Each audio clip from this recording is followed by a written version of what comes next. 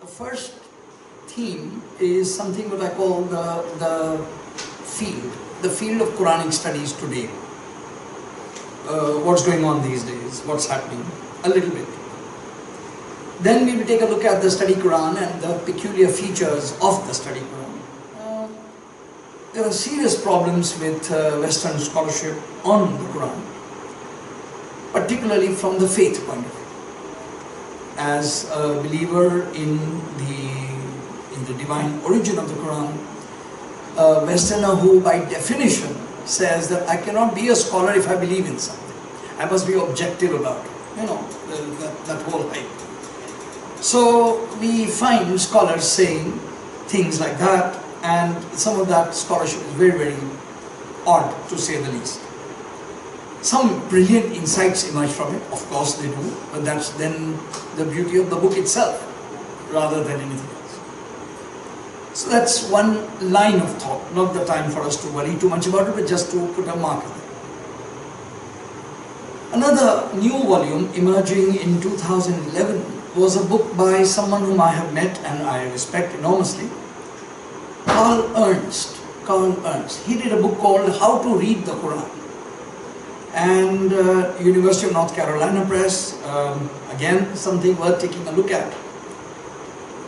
Carl Ernst very honestly and humbly makes a point that if we were to simply not worry about the origin of the Quran, and if we were to look at the Quran as a text, what would we discover? And I think he has something good going there, because what he is able to point out, and which was for me something new, makes a very deep, and I believe I would like to share it with our friends here. He says that there is the Quran which is heard and the Quran which is read. There is a Quran of the ear and the Quran of the eye. And I think that's a remarkable distinction, extremely obvious, yet we readers miss such a thing. And so he says that always the Quran was an oral performative text. And therefore, he says, could it be that in the modern world we have missed something? We in the modern world who are members of a book culture, who believe in the book and a book having a beginning and a middle and then we turn the page. But he says, no, you miss the point. Carl Ernst makes it beautifully. The very fact that you have a Quran or a large surah memorized allows you to meditate upon it in a way that a reader cannot possibly do, because by definition the page has a limit, and the moment you turn the page, the synopsis, the synoptic of the page changes, whereas the synoptic of the ear does not. It's magnificent. From there, he discovers, at least rediscovers, a structure in the surahs of the Quran, and he calls it the ring structure, and the ring is simply descriptive. He argues, and I believe successfully and extremely well, that the Meccan surahs of the Quran have an auditory design in them. That the beginning number of verses, which have a particular rhythm, are exactly matched by the same number of verses at the end. Something which somebody who had heard the Quran would immediately see, but we who read, and if at all we read in the Arabic, that's one thing, but if we read in translation, then that's yet another, and if we read the Arabic and the English, the design just simply evaporates, you cannot possibly see. Carl Ernst, in the appendix to his book, has given the entire design features of the Meccan surahs. A huge intellectual feast and a feat, and something which we should look at. So I'm talking about two, if you like, features of the modern landscape at the time at which the study Quran appears. The study Quran itself, Hossein Nasr, in an interview on so many platforms, informs us, is actually part of a series, and I find it interesting that it is part of the same sequence as the Abrahamic religion series. HarperCollins, the publishers, invited a group of scholars to do the Jewish study Bible. And they had a particular design to it. They asked a group of scholars to come up with a fresh translation of the of the original Tanakh, the first 5 books, and a set of essays which would incorporate the most recent archaeological discoveries, the most recent philological, the Dead Sea Scrolls, whatever, and put them all of that into perspective. The Jewish Study Bible was published 2006. Around that time, the HarperCollins people commissioned a study Bible, and they called it the HarperCollins Study Bible, which again must have taken 10 years. A group of scholars, Christian scholars, I'll talk about that in a moment, undertook to do an annotated cross-reference to Bible of enormous richness, plus a set of essays that would put the contents of the Bible in perspective in a variety of ways. Again, that's a huge tome, very powerful. Around the time when that was under publication, HarperCollins approached Seyyed Hossein Nasr to come up with a study Quran and says, let's do this as a sequence. The Jewish Study Bible is entirely edited by Jews. The HarperCollins Study Bible is entirely done by the Christians. And so Dr. Hossein Nasr said, if you want me to do a Quran, it will have to be a Muslim document done entirely by Muslims. So it is. You might see some names that don't sound Muslim. That's the beauty of it. However, he says, if I want this document to be respected by believers, I cannot possibly, while I have, he says, personally enormous respect for great scholarship done by non-Muslims, that's not the issue. If a study Quran is to exist, it will have to be by believers, and so it is. That, for the moment, will be one. What exactly is in the study Quran that deserves our attention?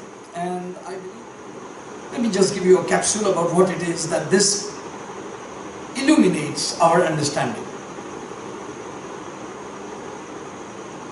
Through the ages, some of the finest commentaries on the Quran have been in Arabic, and they have not been translated into English to date, though I'm soon going to share with you some wonderful ones are already available and becoming available in English, and soon there will be standard versions of them available.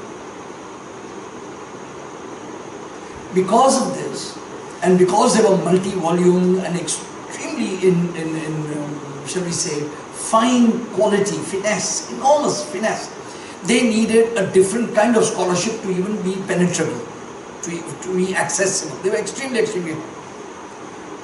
The scholars of study Quran have done us this enormous gift. They have connected just about each century of traditional interpretations of each verse and have put them all together in an organized format of the way the Quran is organized. So that is wonderful. They have done so in the English language. They have done so with the kind of scholarship tools that only in the modern world, that are available only in the modern world. And in that sense then, if you were to say to me, here is a volume that allows us to respect the scholarship of 1400 years with enormous grace and enormous love. The study Quran helps us to connect with the kind of decency and with the kind of scholarly vigor that we can expect from our best. Each verse of the Quran as it has been seen through the ages by those who sincerely believed in it as a light, a divine light on human affairs. That would be one way of, if you like, very humbly putting the gift. What exactly is lost when we do not look at the traditional commentaries and we look at modern commentaries? What is it that is lost? A short answer is that the modern commentaries have a beginning point of arrogance.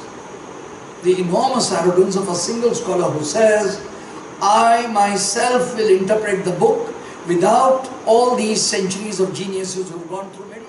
It is interesting that Neil Robinson, who's done this volume on discovering the Quran and looking at a veiled text, he calls it Discovering the Quran, a wonderful book, which looks at the organization of the surahs. the way they are in the traditional order with the internal design, similar to what Farahi Sahib and others are doing. I mean, as an Islam, something you know already. The way in which the Neil Robinson at the end talks about which translations of the Quran to keep away from. And the first one he mentions is this one called a modern translation.